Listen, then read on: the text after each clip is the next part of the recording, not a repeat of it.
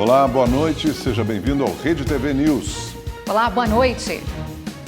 Petrobras anuncia reajuste do preço do diesel para as distribuidoras. A decisão já vale a partir de amanhã. E começam nesta terça-feira as inscrições para o Enem, o Exame Nacional do Ensino Médio. Nesta edição do Rede TV News, você vai ver também. Sargento dos Bombeiros atira em atendente de rede de fast food por causa de um cupom de desconto. Funcionário de 21 anos foi socorrido por policiais militares. Ele passou por uma cirurgia e está internado no CTI de um hospital municipal aqui do Rio. No interior paulista, padre é o principal suspeito de atropelar homem que teria furtado a igreja. O corpo do cantor Alexandro é enterrado em Londrina, no Paraná. O companheiro de dupla, Conrado, e mais um músico seguem internados em estado grave.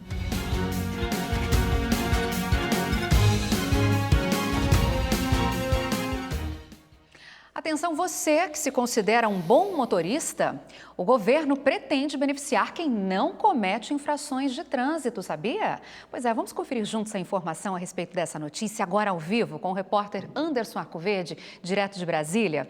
Boa noite, Anderson, seja bem-vindo. Conta pra gente então como é que vai funcionar essa regra e quais serão as vantagens do bom condutor, hein? Boa noite, Milena, boa noite, Augusto, e a todos que nos acompanham. O Conselho Nacional de Trânsito vai fazer um cadastro do bom condutor. E para entrar nessa lista, chamada Registro Nacional Positivo de Condutores, o motorista não poderá ter cometido nenhuma infração de trânsito no prazo de 12 meses. A ideia é que esse cadastro seja usado pelos governos dos estados e pelas prefeituras para oferecer benefícios, como redução de impostos e descontos em pedágios. No prazo máximo de 180 dias, será criado um aplicativo para que os motoristas possam autorizar a inclusão dos dados deles no cadastro, que poderá ser consultado por qualquer pessoa usando o nome completo e o número do CPF. O registro será atualizado todo mês e o motorista que tiver cometido alguma infração ou que estiver com a carteira vencida há mais de 30 dias sairá da lista. Anderson Arcoverde, de Brasília, para o Rede TV News. Obrigado, Anderson. E começam amanhã as inscrições para o Enem, o Exame Nacional do Ensino Médio. O procedimento deve ser feito pela internet na página do participante até o dia 21 de maio. A taxa de inscrição é de R$ 85. Pela primeira vez, os estudantes poderão fazer o pagamento por Pix ou cartão de crédito. Quem pediu a isenção da taxa pode consultar também na página do participante se o pedido foi aprovado. Neste ano, as provas serão realizadas nos dias 13 e 20 de novembro. E agora a gente vai ao vivo ao Rio de Janeiro porque um novo aumento de preços vai impactar os transportes. Desta vez, o diesel, que abastece principalmente ônibus e caminhões, será reajustado. Quem tem as informações é o repórter Tony Vendramini. Boa noite, Tony. Conta pra gente então os detalhes dessa notícia, em quanto será reajustado, a partir de quando o novo preço será cobrado? Pois é, boa noite, Milena, boa noite, Augusto, boa noite a todos que nos acompanham. A Petrobras anunciou que o aumento vai ser de 8,87% e que o reajuste já vale a partir de amanhã. Com isso, o preço médio do diesel vai passar de R$ 4,51 para R$ 4,91.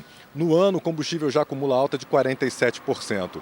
Em nota, a empresa explicou que esse movimento segue outros fornecedores de combustíveis no Brasil, que já promoveram os preços de venda, acompanhando os preços de mercado.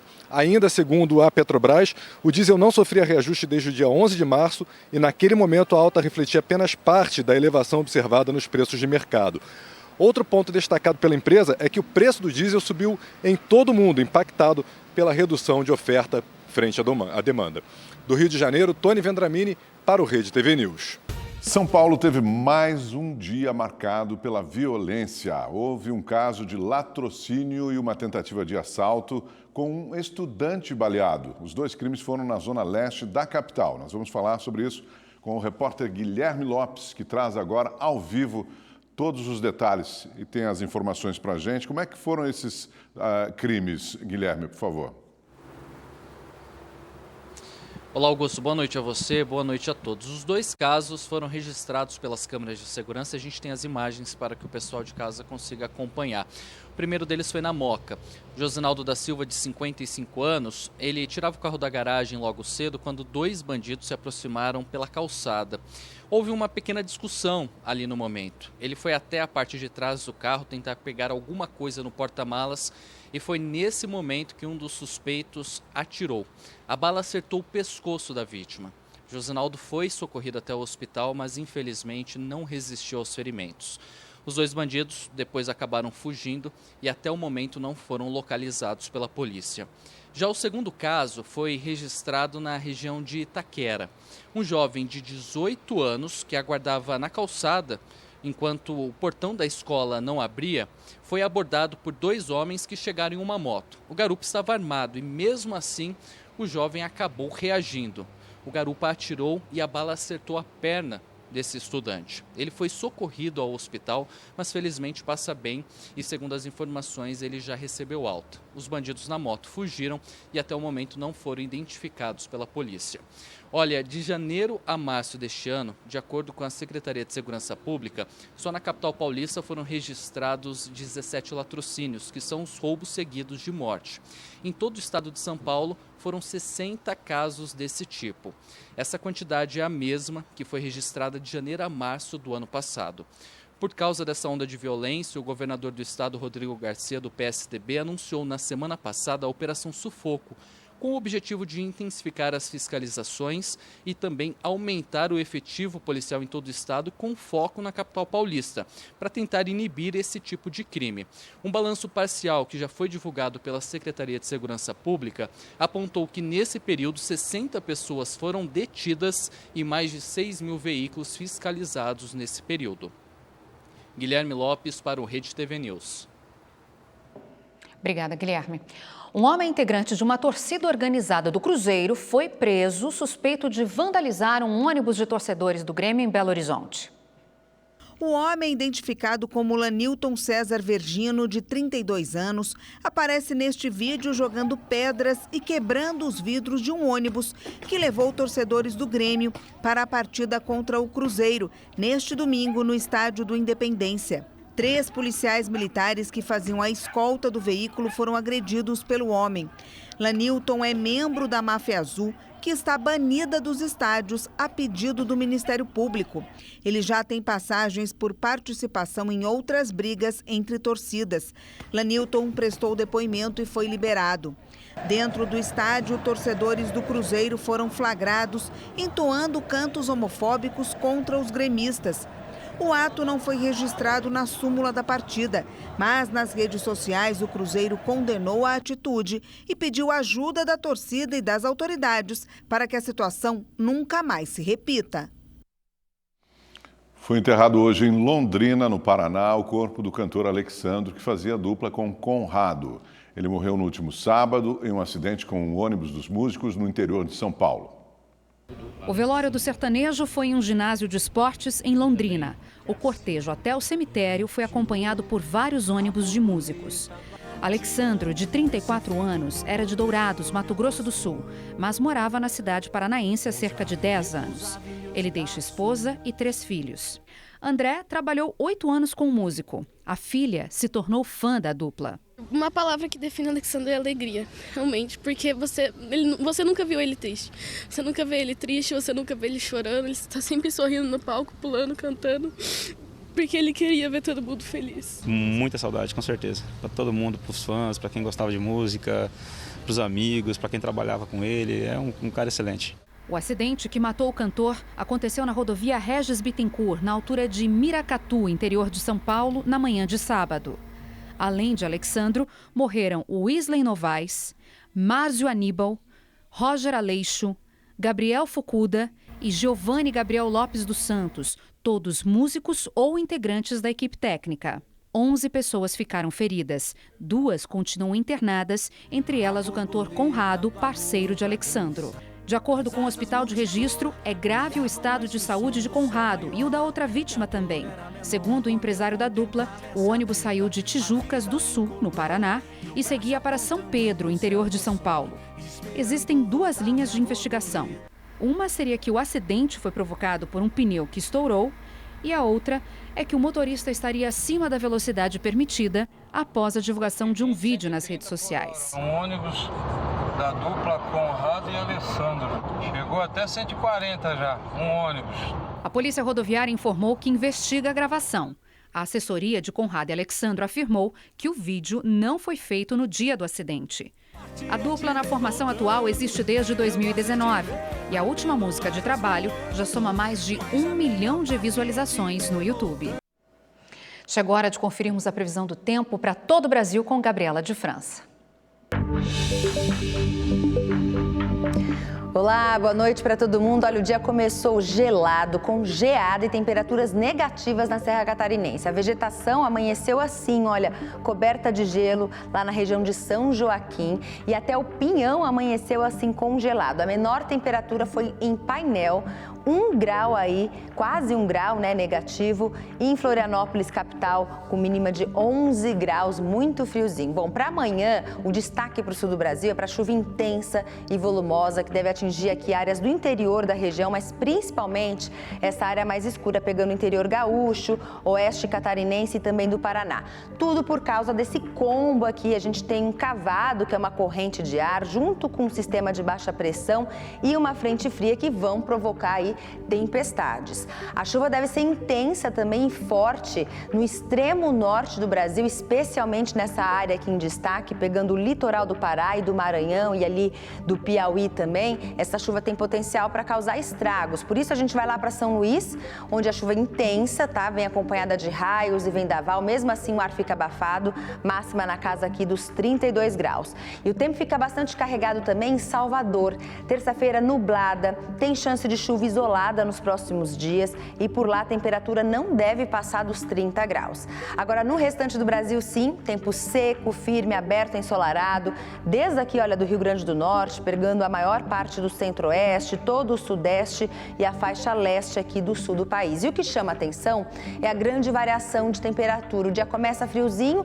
esquenta à tarde e à noite fica frio novamente, tá?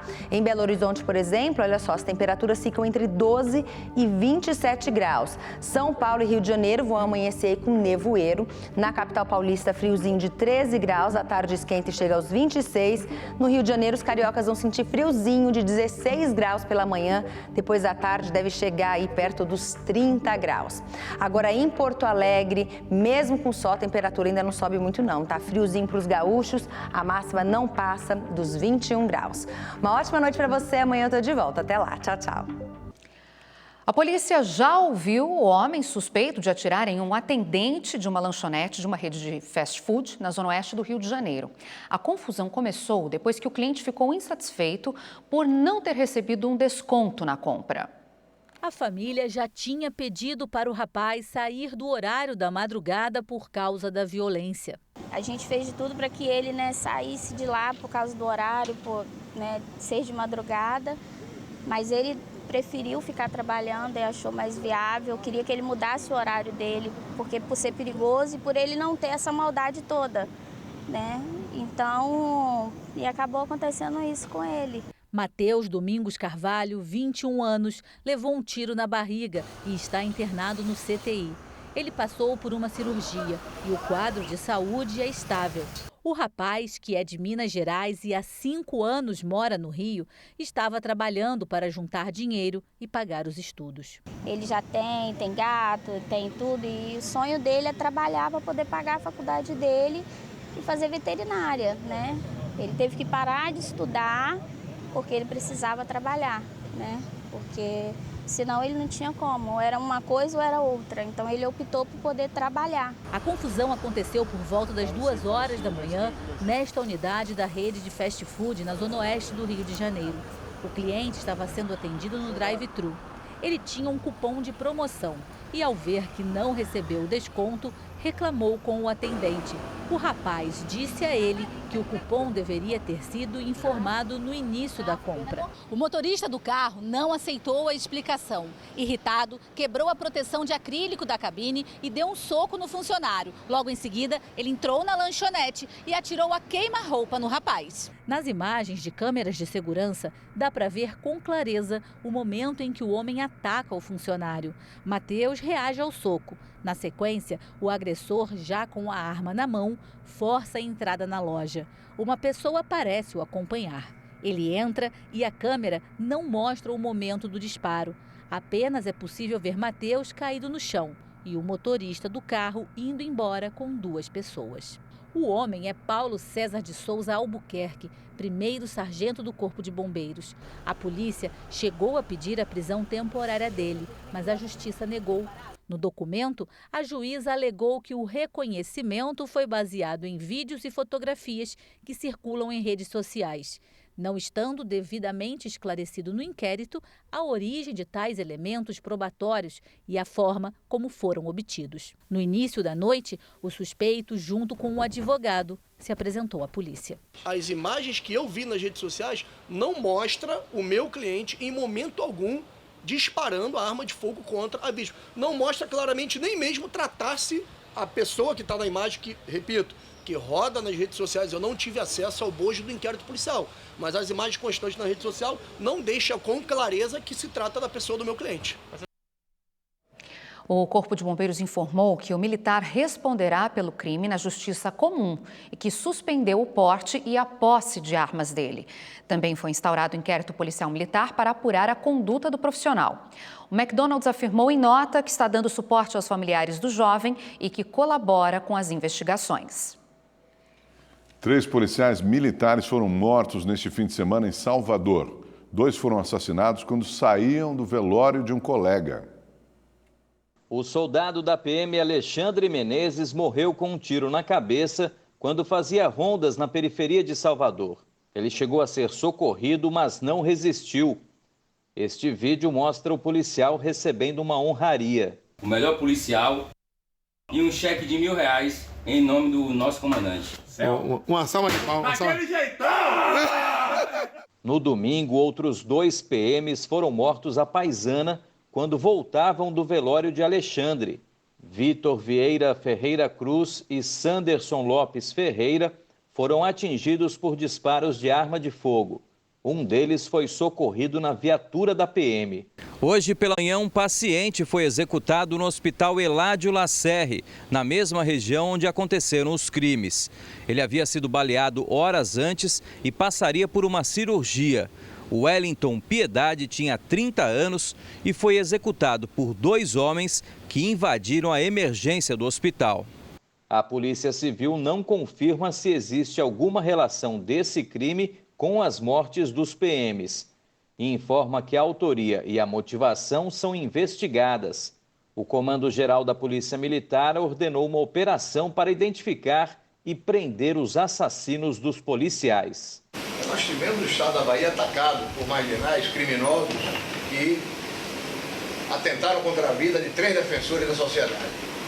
Imediatamente nós reagimos com a operação montada com a inteligência e a tropa ostensiva, colocando todos os recursos disponíveis. O casal, suspeito de aplicar golpes financeiros na região metropolitana de Belo Horizonte, prestou depoimento hoje. Os cantores de música gospel foram presos na semana passada. Eles são donos de uma plataforma de investimentos e prometiam lucros de até 300%. David Robson de Barros, de 33 anos, e a esposa dele, Isabela Christie, de 28, foram ouvidos hoje pela Polícia Civil em Lagoa Santa, na Grande BH. No depoimento, alegaram que a plataforma financeira administrada por eles passa por uma reestruturação, além de uma auditoria para que as dívidas com os clientes sejam sanadas. Estas imagens mostram o momento em que os 2 são detidos. A porta do apartamento foi arrombada e o casal usou a filha, de apenas 3 meses, para evitar a prisão. David e Isabela são mais conhecidos como cantores gospel. Uma história linda de viver. mas também se apresentavam como traders, profissionais que fazem transações na Bolsa de Valores. E a pessoa que trouxe essa pessoa para o líder, ela ganha 5% de um valor que subiu aí o nosso patamar de bônus de 5 mil para 20 mil. Segundo a polícia, quem aplicava dinheiro com o casal tinha a promessa de receber muito mais. A proposta inicial era de 100% de lucro em apenas 40 dias. Quem deixasse o valor investido por mais tempo ganharia até 300%. O inquérito policial está trabalhando com a hipótese de pirâmide financeira, né, o crime contra a economia popular, até porque para que aquelas pessoas pudessem adentrar dentro do sistema, né, através de informações nesses grupos de WhatsApp, elas também precisariam informar, né, ou indicar outras pessoas. Cristiane foi indicada por uma conhecida da igreja que frequenta. Um ano depois, ela não recebeu nem metade do valor que investiu. Nós confiamos, né, realmente por ela ser uma pessoa cristã. Falar que não era pirâmide, né, que realmente era tudo legal dentro da Bolsa de Valores. E para a gente que não entende muito do assunto, a gente acaba acreditando, né? Porque ela mexeu mesmo com a nossa fé. As investigações apontaram que os dois tinham cerca de 3 mil contatos em diversos grupos num aplicativo de mensagens. Nas redes sociais, eles ostentavam uma vida de luxo. São suspeitos, né, de estarem cometendo crime de associação criminosa, estelionato, crimes contra a economia popular e até o sistema financeiro. O advogado de defesa negou que o casal tenha cometido o crime. Na delegacia, os dois foram hostilizados. Olha, David Barros e Isabela Christ. Vai lá. Oi, Isabela, tô aqui, ó. Você mais David? Esquece de mim não, tá? Vai pagar o que você deve. Sabemos e conhecemos inúmeras pessoas que investiram tudo que tinha, que colocaram tudo que tinha, que colocaram sonhos na ideia de investimento, porque ela realmente usava o nome de Deus. Em Santa Cruz do Rio Pardo, no interior paulista, câmeras de segurança registraram o momento em que um homem suspeito de furtar uma igreja é atropelado. De acordo com a polícia, o padre da paróquia dirigia o carro. Nas imagens, o homem aparece correndo e logo é atingido pelo carro. Ele foi socorrido e está internado em estado grave. O padre fugiu do local e ainda não foi localizado. Câmeras de segurança flagraram o momento em que uma ciclista é atropelada por um motorista em Uberlândia, no interior de Minas Gerais. A mulher, de 53 anos, foi atingida de frente pelo carro, que também bateu em um poste. A vítima foi arremessada para o alto. O motorista acelera e vai embora sem prestar socorro à ciclista. Ela teve traumatismo craniano e está internada. O motorista ainda não foi identificado. Um empresário foi executado em Guaratiba, na zona oeste do Rio de Janeiro. A imagem mostra quando a vítima, que dirige uma picape, é abordada por 2 criminosos em uma moto. O garupa atira. João Carlos da Costa, de 56 anos, morreu na hora. No carro, a polícia encontrou um carregador de pistola, um telefone celular e quase R$10 mil em dinheiro. Mãe e filho foram atropelados por uma moto quando atravessavam uma rua movimentada em Duque de Caxias, na Baixada Fluminense. Com o impacto, o condutor também cai. Motoristas tentam ajudar as vítimas. A mulher quebrou a perna. O filho dela, de 4 anos, teve várias fraturas e está internado em estado grave. Já o motociclista teve ferimentos leves. 3 pessoas foram baleadas dentro de um bar em Maringá, no Paraná. Imagens mostram 2 homens armados entrando no estabelecimento. Eles vão até o fundo e começam a atirar. Alguns clientes se jogam no chão e outros correm para se proteger. Na sequência, os homens vão para fora do bar e continuam atirando. 2 homens e uma mulher foram atingidos pelos tiros. O caso está sendo investigado. Uma idosa de 84 anos que estava internada em um hospital público de Paraipaba, no Ceará, morreu após parte do teto do local cair sobre ela na madrugada de hoje. Em nota, a prefeitura, que é responsável pela unidade de saúde, disse que a mulher recebeu socorro no momento do acidente e que as causas da queda de parte do teto estão sendo apuradas. Na Bahia, um italiano que estava desaparecido há 4 dias foi encontrado em uma área de mata com a ajuda de cadelas farejadoras da Polícia Militar. Paolo Razelli, de 53 anos, foi localizado no último sábado no distrito de Arraial da Ajuda, no extremo sul do estado. 2 cadelas da polícia, treinadas com técnicas de farejamento, ajudaram nas buscas. O italiano estava em uma área de mata, desidratado e desorientado. Segundo a polícia, o homem mora na cidade e sumiu quando estava a caminho do trabalho. Ele recebeu atendimento médico e já foi liberado. Na última semana, o show da cantora Daniela Mercury na Festa do Dia do Trabalhador, promovida pelas centrais sindicais, virou notícia. Isso porque a apresentação seria paga com dinheiro público. No show, a artista pediu votos para o ex-presidente Lula. O evento teria se tornado um showmício e não poderia ser custeado com dinheiro da prefeitura. Os valores foram transferidos pelas chamadas emendas parlamentares. A reportagem agora explica o que são essas emendas. No orçamento deste ano, cada um dos 55 vereadores de São Paulo tem cerca de 4 milhões de reais disponíveis em emendas desse tipo. Eles podem indicar a finalidade e cabe à prefeitura atender ao pedido ou não. É uma forma democrática, participativa do vereador chegar até a população, do deputado chegar até a população com algum valor para melhorias no local, para, por exemplo, um posto de saúde, para arrumar uma praça, para algum evento cultural. É uma forma dele dar uma resposta ali para aquela base da comunidade da sua região. Desde 2010, o município já pagou mais de 1 bilhão e 200 milhões de reais em emendas. Desse total, 1/3 foi destinado para bancar eventos culturais. O uso desse recurso gerou polêmica no começo do mês. Uma emenda do vereador Sidney Cruz, do Solidariedade, destinou quase 200 mil reais para pagar os shows de artistas que se apresentaram na festa promovida pelas centrais sindicais, no Dia do Trabalhador, na capital paulista.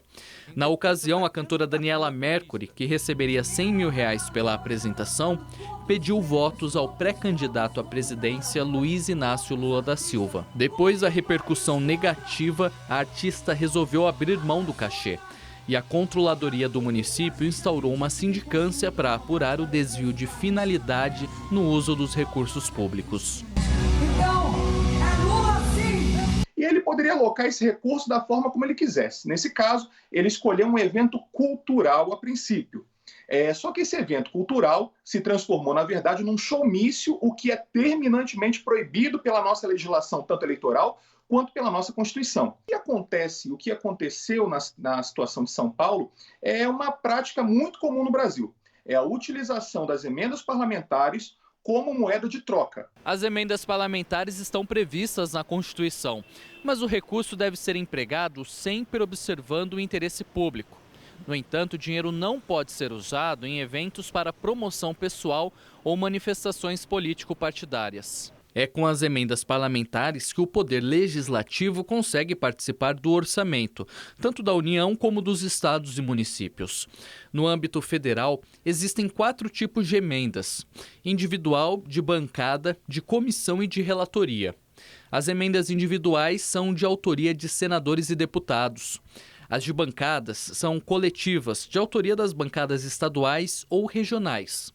As de comissão são as propostas vindas das comissões técnicas do Senado ou da Câmara dos Deputados e também das mesas diretoras. Por fim, temos as emendas de relator, feitas pelo parlamentar responsável pelo parecer final do orçamento da União. Com esses valores, parlamentares e partidos conseguem destinar recursos para os seus estados e municípios, que formam as bases eleitorais. Já na cidade de São Paulo, segundo a assessoria da Câmara de Vereadores, as emendas são apresentadas pelos vereadores durante a discussão da Lei Orçamentária Anual. Para o exercício de 2022, o limite foi de 4 milhões de reais em emendas feitas por cada um.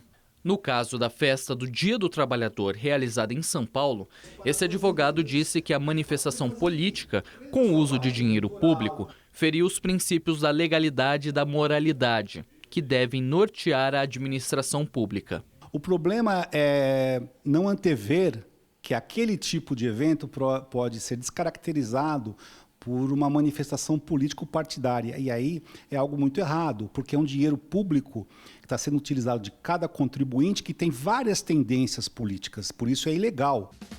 E o Rede TV News de hoje fica por aqui. Para você, uma boa noite, uma excelente semana. Boa noite, até amanhã.